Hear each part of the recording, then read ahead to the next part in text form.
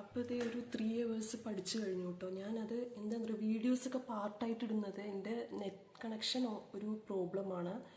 Then next വന്നിട്ട് mobile ഫോണിലാവുമ്പോൾ ഒരു limit ഉണ്ട്, നമ്മൾ ഡാറ്റ യൂസ് ചെയ്യുന്നതിന് ഒരു ലിമിറ്റ് ഉണ്ട്.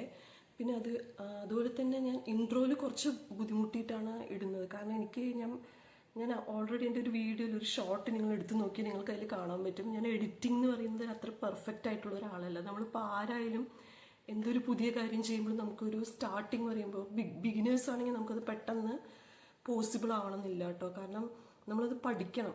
ഇപ്പം അറിയാത്ത കാര്യങ്ങളാണെങ്കിൽ നമ്മൾ എന്ത് ചെയ്യും, തനിയെ അതിനെക്കുറിച്ച് സെർച്ച് ചെയ്ത് പഠിക്കുകയല്ലേ. ഇപ്പം എത്രയോ കോണ്ടന്റ് ക്രിയേറ്റേഴ്സ് ഉണ്ട്, അവരൊക്കെ എങ്ങനെയാ എല്ലാം അറിഞ്ഞിട്ടല്ലല്ലോ വരുന്നത്, എല്ലാവരും തനിയെ പഠിക്കുന്നത് തന്നെയല്ലേ.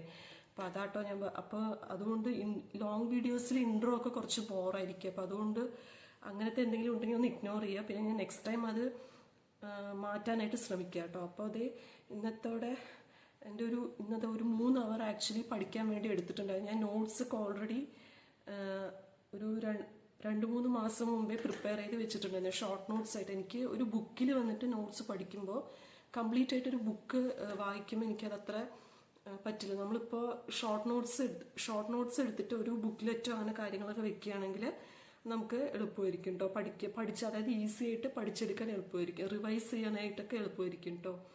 പിന്നെ ഷോർട്ട് നോട്ട്സ് പോരാതെ പിന്നെ നമുക്ക് ചില സമയങ്ങളിൽ എനിക്ക് എഴുതാൻ ഭയങ്കര ബുദ്ധിമുട്ട് വരും, ഭയങ്കര ഒരു എല്ലിന് ബലമില്ലാത്ത പോലെയൊക്കെ തോന്നും. ബട്ട് ആ ടൈമിൽ ഞാൻ ഓഡിയോ കേട്ടിട്ട് പഠിക്കുക, അതായത് ഫോണിൽ ക്ലാസ് ഓൺ ആക്കിയിട്ട് ഓഡിയോ കേട്ടിട്ട് പഠിക്കും കേട്ടോ. അങ്ങനെയൊക്കെ പഠിക്കുക.